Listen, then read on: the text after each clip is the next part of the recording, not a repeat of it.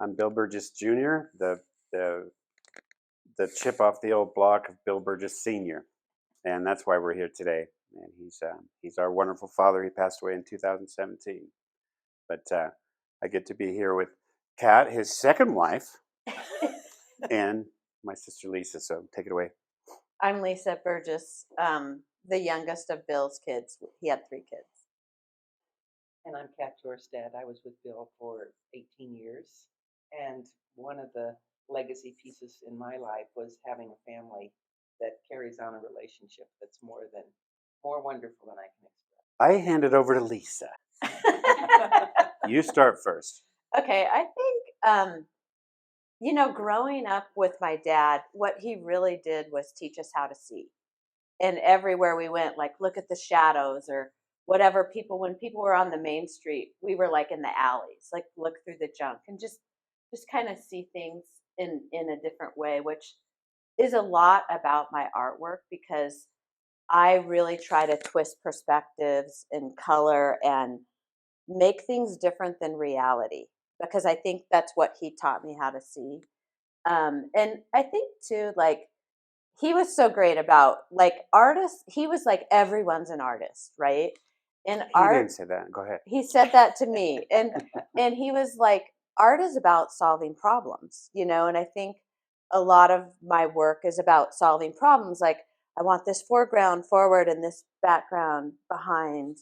And that's what my art is. But once I'm done with my art, I want it to be whatever the viewer thinks it is. And I think that is kind of a piece of what my mom gave me, who was a social worker. And her whole thing was the public, the community, what are you doing? And I think I can remember we would come home from school and my dad would be like, what did you make today? And my mom would be like, who did you help today? So I think for Nothing me, and nothing. yeah, I mean, for me, I think that's kind of what art is. And I think my dad too, like, he did a lot of public art, and art became about the people and about him. And then I'll say one more thing is, like, my dad was so good with color. Like, doing these pieces, I have a lot of his artwork in my house, of course. I go and I look at his color and I'm just like, Dad, how did you do that? Um, and I love color a lot, and I've learned a lot from my dad about color. And he helped me a lot. Like, he would see my pieces, and it was never like, this is great, Lisa. There was never that. It was like, how can you make this better? Or what did you want to do here? Dad, I wanted this foreground to go back. And he's like, then go do that. It was always like kind of that pushing, which you probably know about too. And so over time, the thing that strikes me in this moment is that a lot of his pieces combine the unexpected.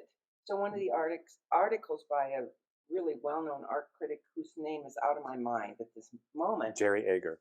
Thank you. Jerry Ager talked about how pastels and steel, wood and steel, and this was a long time ago. Now it's done more because people are experimenting. But he was an innovator in bringing together materials that didn't usually go together.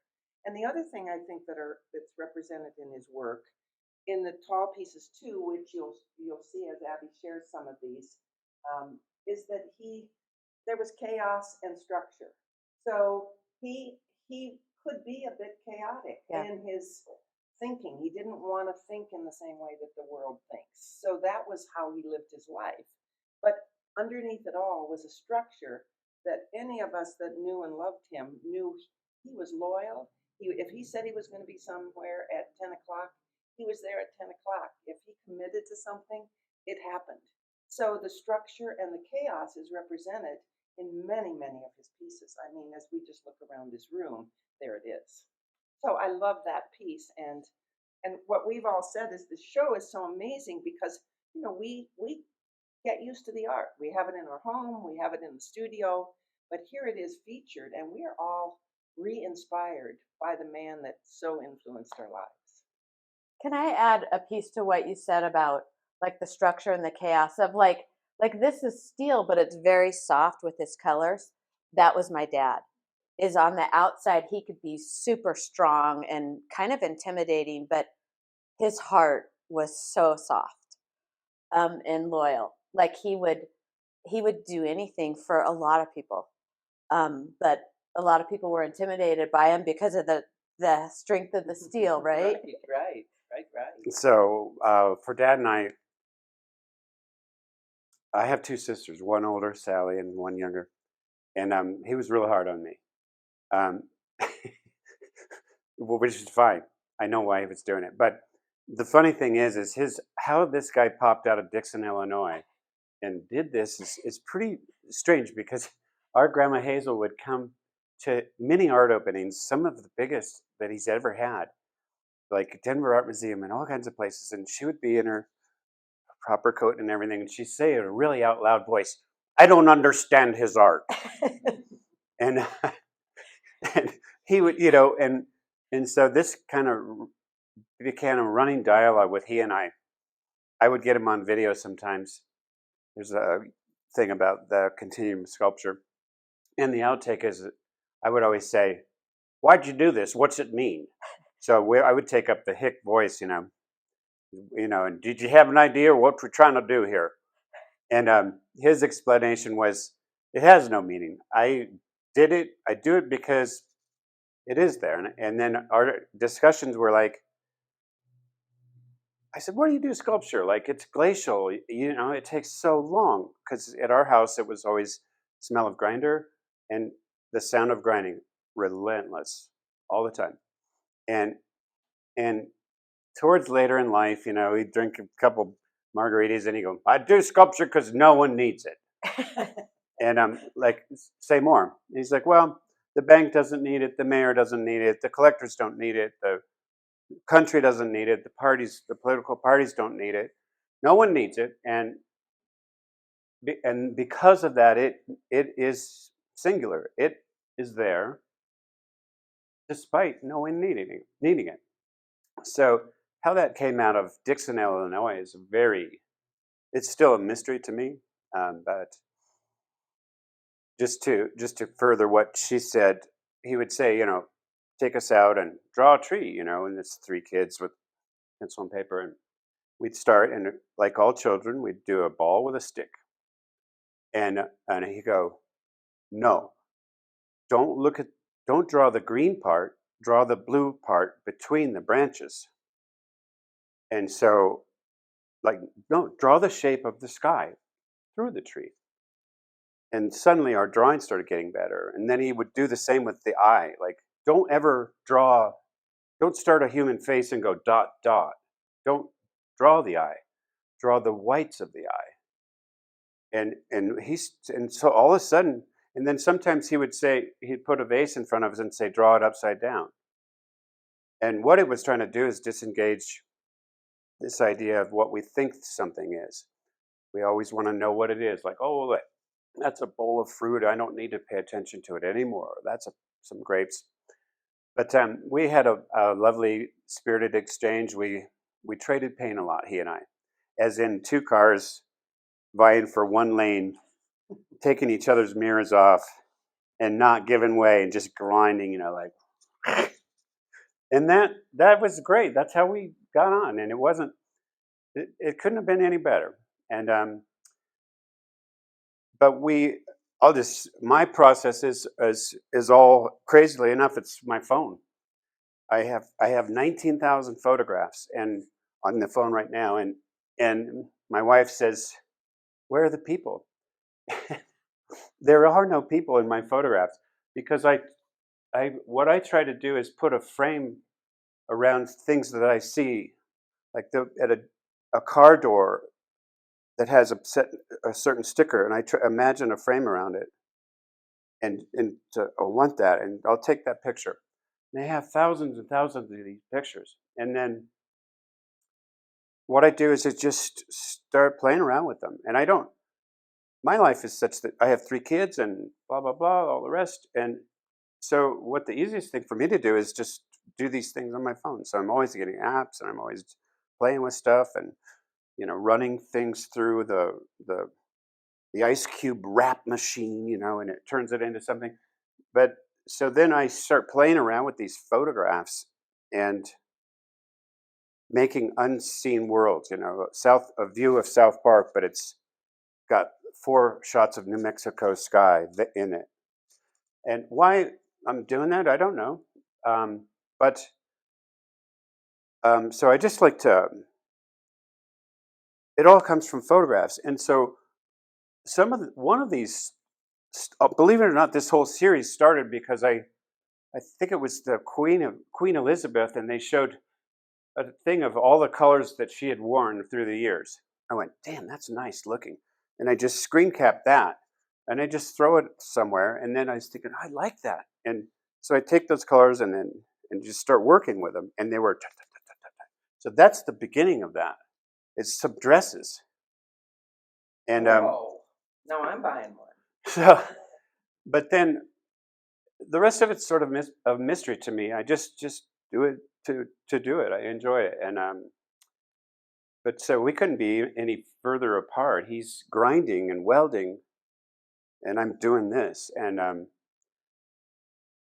I mean these are all painted, but most of my stuff isn't. Like this frankincense and myrrh. Somebody at the show said, "What's it mean?" And I said, "What do you think it means?"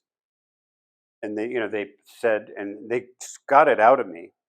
I said, "Well, I see 3 kings in that, but I'm reticent to say what I want it to be, because then people dismiss that, And I think what we also see is the love of color, which he instilled in both of you. Yeah. Not just color, but color, saturated color. So we went to museums all over the country as kids, and I mean, in Chicago, MoMA, New York, L.A., LACMA, all of them, and I could walk into a room as a 12-year-old and say, "That's a Cy Twombly, that's a Frank Stella," and he would test me.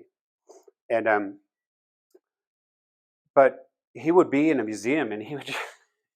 Everybody thinks that they have to contemplate each piece. He'd just look at one that he really likes, and then he'd skip 5, just walk right by him, and then look at the 5th.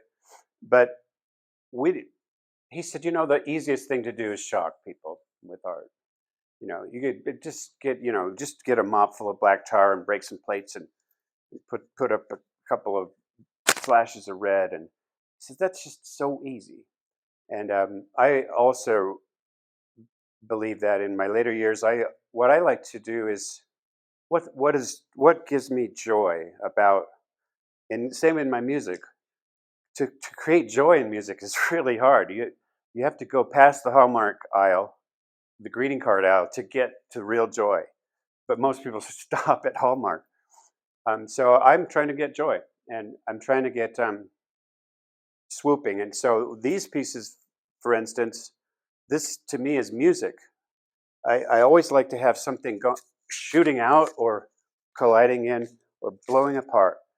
And to me, it's always about motion and pouncing. Like that top one feels like something going pounce.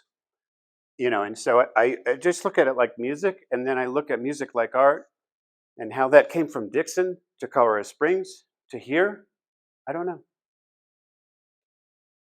I want to ask you to clarify when it's easy and you break things and then throw red in it. You said that's easy, so he brought something else to that, right?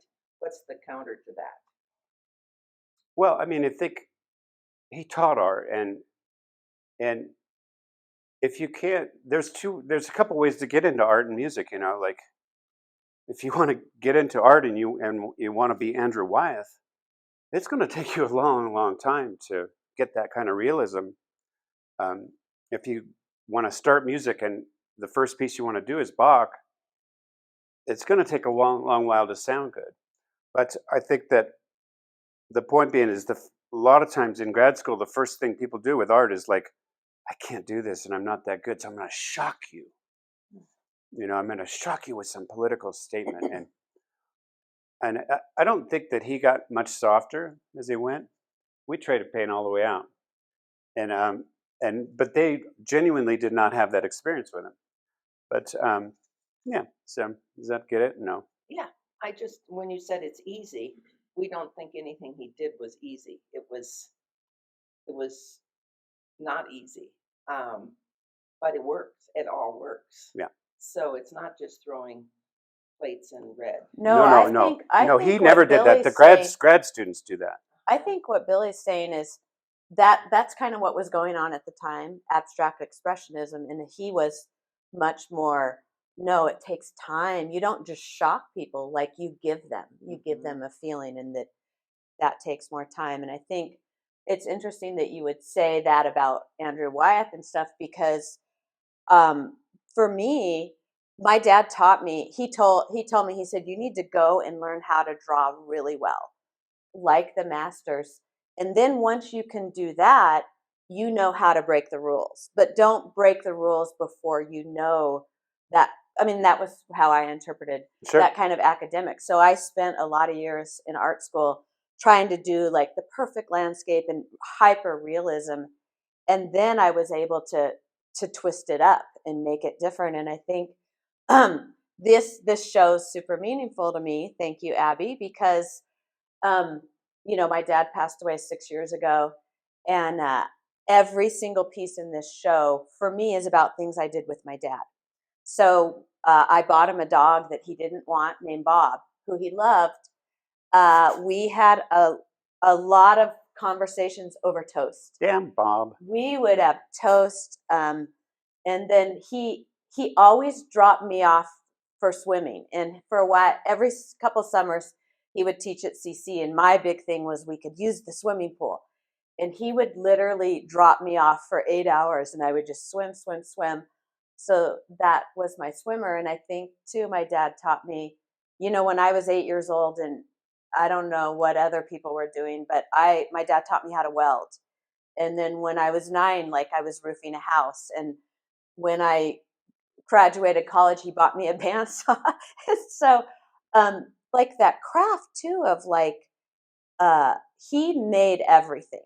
Like we never fixed anything. We hardly ever bought anything. He made everything. And I think that's one of the many gifts I love that he taught me was how to make things. And, like the craftsmanship. And I think when you look at his work, like his craftsmanship is exquisite.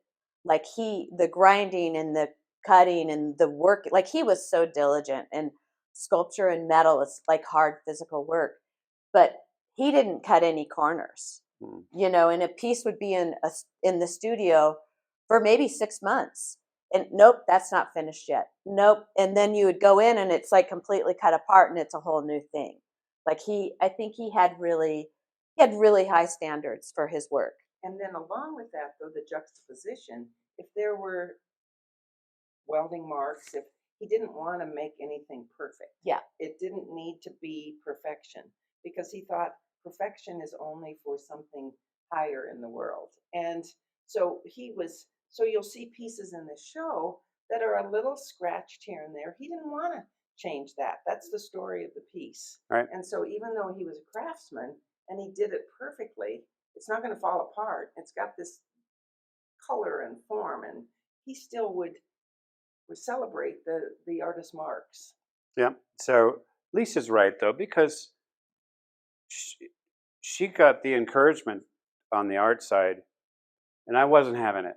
I left Colorado Springs at 17 and a half in a big huff for music, because I guess, and same with Tony Green and Don Green. I don't know if that connection matters, but Don Green is a big artist around here as well.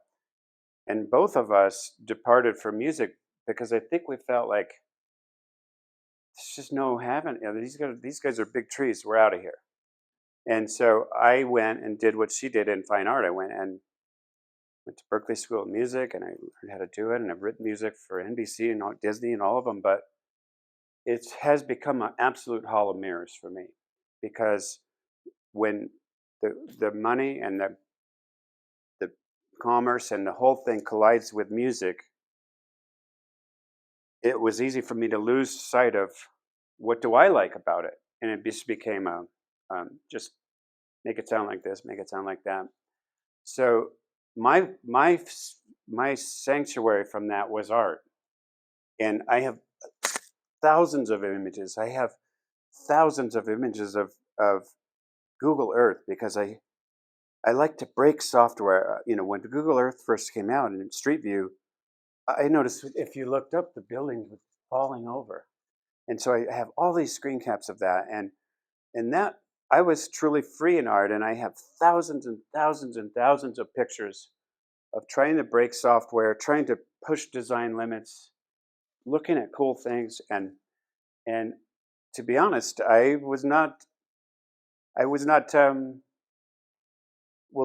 I was surprised by joy because I've always kept my art private because it's a personal place of, of escape from the hall of mirrors that life can become, commerce, and money, and all the rest. So strange. I think we were talking about, we spent a lot of our childhood at junkyards and museums and galleries. And, when you're 9 years old going to galleries, it's just painful almost. And one time I was in a gallery just like, oh, why do we have to look at this? And I go, Dad, I don't understand this, because it's abstract expressionism. And he goes, honey, you don't need to understand it. He's like, make it yours. What do you think that is? And we would look at something and I'd be like, I think it's a dog. And he's like, yeah. And I think that's like the freedom that gave me. I think that's what I want my art to be, is like, I just want someone to look at my pieces and it's not really after I'm done with it, it's not about me, it's about them and what they see it in it and what they bring to it. So when people will ask me like, what's this about? I always just say it's about you. And that's kind of what I think art is it's about the viewer. And I think like when I think of all my dad's public art piece yesterday, we were at Continuum, the fountain, and so much of that fountain is about the kids playing in the water and the people enjoying it. And I love that about my dad. Yep. And to tie off two earlier threads, when I said if you want to start music in by doing Bach, cantatas or whatever, or learning how to do Andrew Wyeth, there's a real orthodoxy around art and music. And I would just say to anybody in the audience that wants to do art, you do not have to go out and paint a perfect butterfly with watercolors. We have cameras for that. And what I'm saying is if you wait, like some people will say, that's cool, how'd you do it? And I always say, what's it matter? Why? Why do you want to know? Because what they're really gunning for me is, did you do this? Did you paint this for real? Are you a real artist? You're not. Bam. And so, but I hate the orthodoxy that surrounds getting into art or getting into music. If you do not have to become a member of the Church of Abstract Expressionist Painters from New York, you don't have to. You can do it for your own joy, and it's freer that way. And I'll never do Andrew Wyeth. Andrew Wyeth did Andrew Wyeth, and whenever I see somebody sweep the tables, like something so great, like James Turrell or Basquiat or whoever, that just levels the playing field, like changes everything, I go, no room for me there, but that is so cool, and I just keep moving. I think one of the things that kind of relates to both what's been said is he could draw. He was a very accomplished artist. He would have thousands of sketches, yeah. And he was good. And he was in CU in art school, and he discovered Picasso. And he then learned that Picasso could draw. He was a realistic artist, and he could draw anything. So why did he do what he did? And I think Picasso became something that fascinated him, yeah. That moved him from the maybe Dixon idea of art, which is a realistic perfection, to a fully expressed Picasso kind of energy that was truer.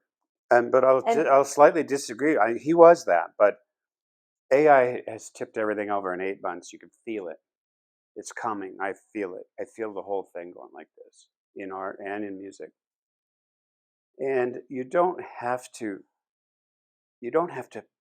have a passport stamped of like, I can do proper music, so you must accept my improper music.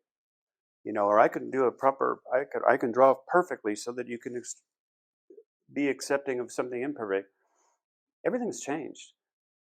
I don't think we have to do that anymore. I think that the tools are here to to wipe away that orthodoxy. Personally, But I think one thing Dad did, and what you're talking about is like, yeah, like he has drawings that are beautiful, perfect renderings of a face or a branch or something. I think that what he taught me is you need to understand that to know how to do this. Not everyone, sure. but that for me was like, I don't think I could twist perspectives and make things turn upside down or have a swimmer like that without knowing how to how to do the exact swimmer in real life. So I think that Yeah. that's part of who he was. And Kat, kind of to add something that you said too, is like he started off in engineering and he had an engineering mind. Like he knew how things were put together. He would take things apart. Like he knew how things worked and how to break them and make them rework. You know, and like things in that. The funniest story is like I go into a studio.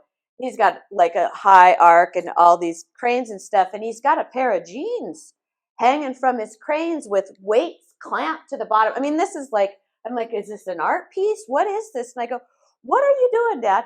And he goes, I shrunk my jeans, and I'm there. I gotta stretch them, you know. And that was like how he looked at life. Of like, I'll do this, right? We're never buying new jeans. We're going to go clamp them together and stretch them. Yeah, and to their point, I'm 63 years old. I spent 50 years in music, and I know what I'm doing. I'm not saying that you don't need to know, but when I say AI is tipping it, AI will give us stuff that's pretty good, but not quite there. And so to get over the not quite there, to make it truly human and truly different, all the things that they're saying play in. You have to spend a lot of time figuring out what your part of it is so that you can exceed AI. And when I see AI coming, I just think to myself, okay, I'm going to start making decisions that AI can't make. And I want to go back to the Picasso piece because part of what's true in this family is we love to debate and argue. No, we don't. So we do too. So I don't think he saw Picasso and wanted to be Picasso. I think Picasso gave the permission to break out of perfection. To leave Dixon. He was already gone. But I think it gave permission to see the world in a bigger, more creative way than a flower and a bowl of fruit. So that's he didn't want to be Picasso ever. He didn't want to be anybody but himself. Yep. I think too, one thing he honored everyone's art. He felt like everyone was an artist in their own right. And what people would come to the house and they would be like, what, what is this? Because we'd have these sculptures in our yard. And I'm like, Dad, what do I tell all my friends who are asking me, like, what is this? And he goes, tell them it's art. And I go, what is art? And he goes, art is anything you love. And he goes to Stanley, who was our neighbor, his garden is his art. To your mother, people are their art. And so I think back, during abstract expressionism, there was like these artists had these huge ideas and kind of put on these pedestals, and that's not who he was. He was, everyone was on a pedestal for what they created and what they gifted, and that we all needed everybody. Yeah, to do but that for the gifting. same time, at the same time, we would go to, we're kids. It's a winter morning in Colorado Springs. Pancakes. We're going to go to get pancakes. And we drive down there, and he goes, who the hell would put blue shingles on a fucking pancake house? and that, so these two things coexisted, because he and his friends were always tearing things apart. And he was also like what Lisa said. But he was less magical than they make it out to be. To you. To you, because he's less magical. He was a grinder, and he complained about stuff, and he would go, why would you do that? And I would look at it and go, why did they do that? So you know, back to the formation, I took a pottery class at wheel throwing, and I made him a pot for Christmas. And it was my first attempt on the wheel right after I flunked the class. In my own mind. But I gave it to him, and he said, "This is fantastic." It weighed about 20 pounds off the wheel, and he said, "You've just completed kindergarten." Yeah. Keep it up. Yeah, there was this always, like, he told me this, and maybe this is why I'm so driven, but he was like, he said, "Lisa, life is a ladder." And he said, "You either move up or you move down. You don't stand still. Like, that is, so what are you going to do today?" And I think a lot about that. And I think, how old was he when he did Continuum? Well, it was over such a big period Yeah, of time. but when it was finally finished? It was 207 when it was finished, but it was fine. It was awarded in 202, so it took that 5 years with Springs Fab. So he was in his 80s, right? Yeah. Yeah, so he was in his 80s doing these big pieces. And I think up until when he started to, like, leave us, art was still a thing. Like, we were in the hospital, and a nurse said something like, "What can I do to make you feel better?" And he said, there was, like, not good art on the wall, and he goes, "This art is making me sick." And so the blessed nurse put a pillowcase over the art. And then He's like, "I can't look at this anymore. It's not making me well." We brought in art he loved and hung it in his hospital room. And he got better. He got better. Magical. So thanks to Abby and Gundig for giving our family a surprise by joy. And it's a wonderful thing they're doing here. Not easy, but we sure, this was a way to honor our dad, and the artwork is wonderful. But it's a family thing for us. So thank you guys. Thanks, Adam. Thank you.